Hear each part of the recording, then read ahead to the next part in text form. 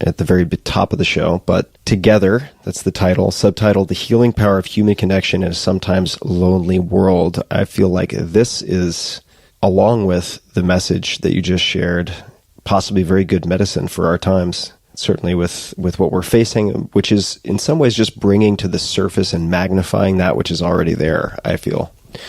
The loneliness, certainly, a pervasive loneliness. And I would love to hear anything you'd like to say about the book. It's a hell of an undertaking to write a book. You would know, Tim. I do. I specialize in writing phone books, for God's sake. So to write a shorter, a less than phone book is even harder, since one could argue that I should better edit my own writing. And I'd love to hear anything you'd like to share about the book and why you would pursue such an undertaking, given what's involved. Well, Tim, this is not the book I thought I would write.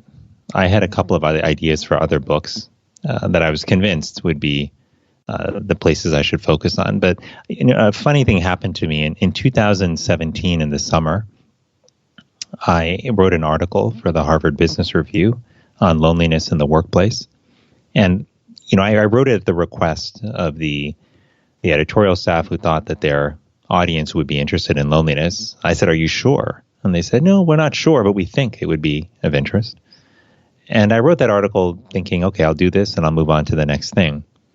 But I was really struck by the response to that article from two groups, from members of the media from around the world who said, "Hey, we think this is a problem in our country," to the messages from individuals who said, "I've been struggling with loneliness for a long time, but I never knew that there were so many other people out there. I never knew what the consequences of loneliness were to our health." And even despite that response, the universe kind of had to whack me over the head a few times to make me realize that this is actually where I should be putting more of my efforts. Because even during my time in office, it had just kept surfacing again and again, this issue of loneliness. The stories that I would listen to in living rooms and in town halls all across the country, they were stories about addiction. There were stories about trauma and abuse, stories about chronic illness and about violence in communities. But in the back of those stories, almost hidden from view, were these threads of loneliness that would often come up. And what people would say was not, "Hi, I'm Tim, I'm struggling with loneliness." What they would say were things like this. They would say, "I feel like I have to deal with all of these issues in my life on my own. I feel like nobody out there really cares about me. I feel like I'm invisible." These are the kind of things that people would say again and again. And what I come to realize over time is that loneliness is more than a bad feeling, but it has real consequences for our health. And if you look at the research that's out there, you find that loneliness is associated with a shorter lifespan. You find that it's associated with an increased risk of heart disease and dementia and depression and anxiety. And the mortality impact, if you will, of loneliness is similar to the mortality impact of smoking, 15 cigarettes a day. It's greater than the mortality impact of obesity or sedentary living. These three issues, smoking, obesity, sedentary living, these are issues I spent a lot of time on as Surgeon General, and so did my predecessors. But I spent far less time on loneliness, even though the health consequences are quite significant. And, as I just started to think about this issue more, even after I came out of office, I started to realize that this is an issue that doesn't just affect our health. It affects how we show up in life, whether that's how we show up in the workplace or how our kids show up in school or how we show up in the public square and dialogue with other people. And so it turned out that our social connection is, in fact, the foundation on which we build everything else. And I came to see that I wanted to work on strengthening social connection in the world, because if we could do that, I really feel that we have a better shot at improving people's health, at enabling them to live the kind of fulfilling lives that all of us ultimately really want. But I think to do that, to build a world that is powered by human connection, we've got to make some difficult and very intentional choices about the kind of culture we want to live in and about the kind of workplaces and schools that we want for ourselves and for our children. If I had a credo, Tim, for this book, it would be this. it would be put people first. That simple philosophy, put people first, is I think at the heart of what we need to build a people-centered life and a people-centered world. And that's the kind of world where we put our time and energy into our relationships. It's where we design our workplaces and our homes and our lives around relationships that matter. It's where the dominant culture, whether that comes through on the media or the stories that we tell, recognizes the power of relationships and inspires us to be real with ourselves and with each other. It's where a culture recognizes that it's when we're authentic and when we're vulnerable that we build the true connection that powers everything else that we do. That's my hope for the world. That's my hope for my children and the kind of world that they will inherit. And one of the things that pains me most as a dad is thinking about the moments where my children may encounter hardship or pain, and knowing that I may not always be there to support them or to hold their hand or to hug them. I know that that will happen. Every parent deals with that pain of knowing they can't always be there for their child. And that's why I think it's so important that we build a kind of world that will lift our children up when they fall down, where people will reach out to them when they're feeling alone to provide them with the support that all of us need at various moments in our life. So what I'm talking about is not a subtle change in policy. It's not a new law that we pass that suddenly changes, the nature of human connection. This is a fundamental shift in how we think about our lives and how we think about our institutions and how we think about society. But it's a kind of shift that puts people back at the center and I think can ultimately power us to a much, much higher level of fulfillment and achievement than what we've achieved so far. And that's what I want to do, Tim. I want to work on things that will build a better life and a better world for all of us and for our children. And if I can contribute in some small way to that, then hopefully I can, in the final days of my life, like the patients I cared for at the end of theirs, I can talk about the relationships that I had. I can talk about the kind of world that I hopefully made some small contribution to help create. And that would feel very good. Well, Vivek, I must also say thank you for not only the conversations that we've had, including this one, but also for your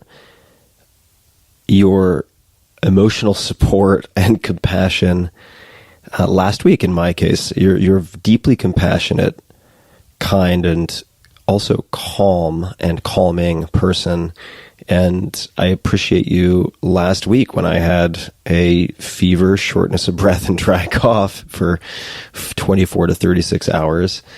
Then shortly thereafter, sort of coinciding, my dog having what appeared to be exactly the same symptoms, that you were so available and understanding, as of course we ended up rescheduling, given that I was feverish and not in a proper state of mind to conduct a good interview. So I want to also just publicly say thank you for that, which is a sort of microcosm of the macrocosm, in the sense that it's reflective of what you are hoping for and aiming for and helping to foster with certainly your message and also the book, which is Together. And I just appreciate you being you. So thank you for both the personal help and also what you're trying to do in the wider world. Well, thank you, brother. I appreciate that. It's incredibly kind of you to say. And I know people will want to wave hello and ask questions. Thank you for the interview. They can find you, I suppose the home base is vivekmurthy.com. And I'll spell that vivekmurthy.com. They can find you on Twitter at, I'm so self-conscious about saying your name now, on Twitter at Vivek_Murthy, and then Facebook, Instagram at Dr. Vivek Murthy. I think the key is just for me to say it quickly and not get too tangled up in my own vocal cords. I'm just glad you didn't call me Victor Lake, Tim. I'm reserving that for special occasions. And the book, as mentioned, is Together, subtitled The Healing Power of Human Connection in a Sometimes Lonely World. I certainly recommend, among other formats, get it in all formats, but make sure you get it in ebook so that you can highlight. I'm sure there will be ample opportunity. Is there anything else that you would like to share with my audience or say before we close this first conversation on the podcast? Well, I just want to say thank you to you, Tim. I think what you have done through your podcast and through the work you've done through your books is you've created spaces for people to show up, to be authentic, to have deeper conversations. And that's incredibly valuable in a world that's moving faster and faster and faster, where who we are can get lost so easily. So I appreciate so deeply what you're doing. And maybe I'll leave you with one of my favorite proverbs, an old African proverb that says, if you want to go fast, go alone. If you want to go far, go together. And I'm reminded of that as we talk, because I think that what we need to do in our lives, but also in the world, is we need to go far. We're facing some pretty big challenges as a society, and they won't be easy to overcome.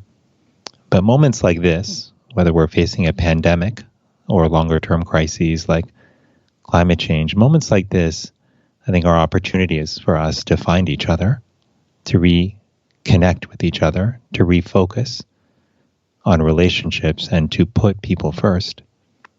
And my hope is that we will use these challenges to do that, and that when we emerge out of them, that if we are intentional, about spending time with the people we love, if we're intentional about making the quality of that time high quality time by reducing distraction and really just focusing and listening to people, if we're really intentional, Tim, about serving and recognizing that it is through our service to others that we ultimately pull ourselves out of loneliness and build strong connections, then I actually think we can emerge from these crises stronger than we were even before. And that's why I remain hopeful about the future of humanity, because I think we were designed to be there for each other. We were designed for connection. And if we refocus on the relationships in our life, I think we will go farther and have a much more fulfilling experience than we could even imagine. So thank you for this time together, Tim. I've really, really enjoyed it. Me too. Thank you so much. And for people listening, I will have links galore, lots of resources. Anything that was mentioned in this conversation, you'll be able to find in the show notes at tim.blog/podcast. And you can find Vivek, vivekmurthy.com, of course. Remember your anchors. And until next time, thanks for tuning in. Hey guys, this is Tim again. Just a few more things before you take off. Number one, this is 5 Bullet Friday. Do you want to get a short email from me? Would you enjoy getting a short email from me every Friday that provides a little morsel of fun before the weekend? And 5 Bullet Friday is a very short email where I share the coolest things I've found or that I've been pondering over the week. That could include favorite new albums that I've discovered. It could include gizmos and gadgets and all sorts of weird shit that I've somehow dug up in the world of the esoteric as I do. It could include favorite articles that I've read and that I've shared with my close friends, for instance. And it's very short. It's just a little tiny bite of goodness before you head off for the weekend. So if you want to receive that, check it out. Just go to 4hourworkweek.com. That's 4hourworkweek.com, all spelled out, and just drop in your email, and you will get the very next one. And if you sign up, I hope you enjoy it. This episode is brought to you by NutriBullet. I have my NutriBullet about 7 feet away from me right now. I'm going to be using it for a bunch of stuff tonight and probably tomorrow night. NutriBullet is the affordable, easy to use, easy to clean. The easy to clean part is super important. Blender that was first recommended to me by entrepreneur Noah Kagan when I interviewed him for this podcast. And specifically what I asked him was, what is the purchase that you've made in the last, say, 6 months for $100 or less that has had the greatest positive impact on your life? And his answer was the NutriBullet. NutriBullet has sold more than 60 million units worldwide. You can start to do the math on that. It's pretty freaking bonkers.